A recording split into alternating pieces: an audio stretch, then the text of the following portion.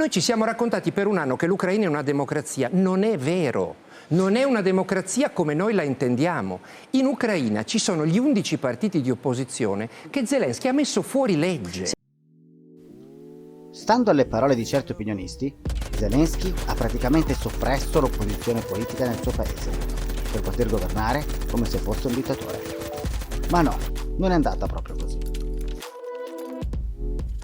Intanto chiariamo che se per noi la destra e la sinistra, quindi il conservatorismo e il progressismo, rappresentano l'ago della bilancia, in Ucraina è più significativa la dicotomia fra vicini alla Russia o vicini all'Europa. È questo che caratterizza il vero scontro politico, anche in modo molto intenso. Quando si dice che l'Ucraina è governata dall'estrema destra, si commette un errore di interpretazione. L'unico partito di estrema destra europea è Svoboda, che ha un solo seggio, quello di Oksana Savchuk. Il dibattito interno è in realtà molto vivo e comprende almeno 9 partiti. Non regna Zelensky, che è un semplice presidente eletto da soli 4 anni. La messa al bando che molti nominano non è un'azione autoritaria di Zelensky, ma è la semplice applicazione di 2 leggi ucraine. La prima risale al 2015 e comporta l'equiparazione di nazismo e comunismo.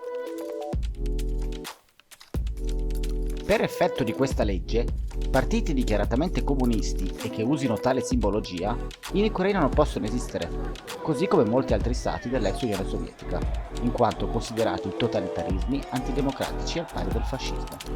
È lo stesso che abbiamo fatto noi col fascismo e che molta sinistra nostrana chiede di fare con le associazioni che si ispirano tuttora al fascismo.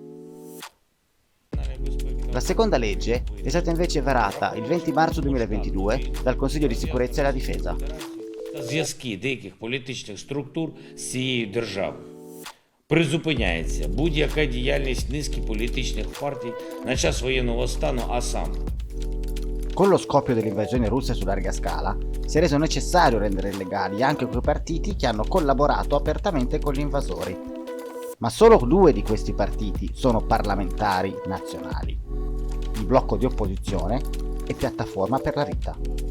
Il bando di questi partiti è un atto dovuto, in quanto diversi membri come Viktor Medvedchuk o Elia Kilva erano apertamente legati al Cremlino, arrivando ad auspicare il lancio di bombe nucleari sull'Ucraina per spaventare l'alleato occidentale.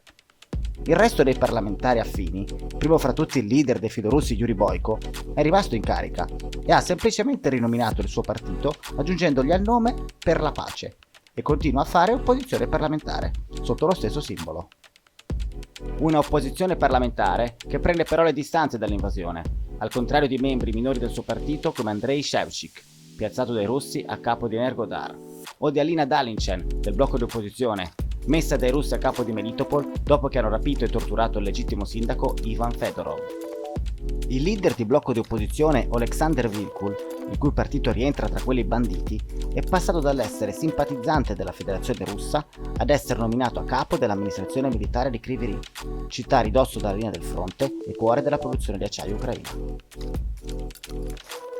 Vero è che nel corso dell'ultimo anno un piccolo gruppo di parlamentari è stato privato della carica di deputato e sono sotto inchiesta non per opinioni filorusse, ma per reati di collaborazionismo come corruzione e finanziamenti illeciti ai separatisti.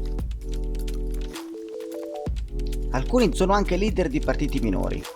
È il caso di Yevhen Murayev, magnate dei media a capo del partito Nash e del canale televisivo Nashi, attraverso il quale si diffondeva la propaganda russa per il territorio ucraino. Altri sono invece leader di partiti locali attivamente coinvolti nell'agevolare l'invasione russa. È il caso ad esempio del blocco Volodymyr Saldo, il cui leader ha fornito e continua a fornire supporto nell'occupazione di Kherson. Allo stesso modo è stata bandita l'Unione delle Forze di Sinistra, in cui militano collaborazionisti noti come Alexander Saulenko, nominato dai russi sindaco di Berdyansk. E sono stati banditi anche i vari partitini di ispirazione socialista, ovvero il Partito Socialista Ucraino, Derzava, i Socialisti, l'opposizione di sinistra e il Partito Socialista Progressista di Natalia Vitrenko. Questi partiti non sono di sinistra all'europea, diciamo, ma sono post-comunisti, filo-stalinisti e ultraconservatori, tendenzialmente anche un po' razzisti. Basta guardare il video di Natalia Vitrenko. Защитим православие. Блок Натальи Витренко. Народная оппозиция. generalmente il loro seguito costituito da anziani che il comunismo l'hanno vissuto in gioventù e sognano di veder tornare Stalin alla guida dell'impero sovietico. Attraverso questi partiti si è alimentata per anni la propaganda per la guerra in Donbass e sono finanziati gruppi eversivi come Repubblica di Donetsk. L'ultimo dei partiti banditi è quello di Anatoly Shari, blogger antitutto, nato come anti-Yanukovych, poi divenuto anti-Poroshenko e ora anti-Zelensky, ma non disdegna anche di essere anti-Putin e anti-Biden. Non si tratta quindi di un sostenitore della Russia, ma essendo emerse relazioni fra alcuni leader minori del partito, come Antonina Beloglazova, che ha partecipato all'occupazione della primavera russa, la Corte ha preferito chiuderlo per motivi di sicurezza nazionale. Perché è importante distinguere fra legittime opinioni politiche e reato, e aiutare concretamente un invasore durante una guerra è oggettivamente un reato per qualsiasi paese, anche il più democratico.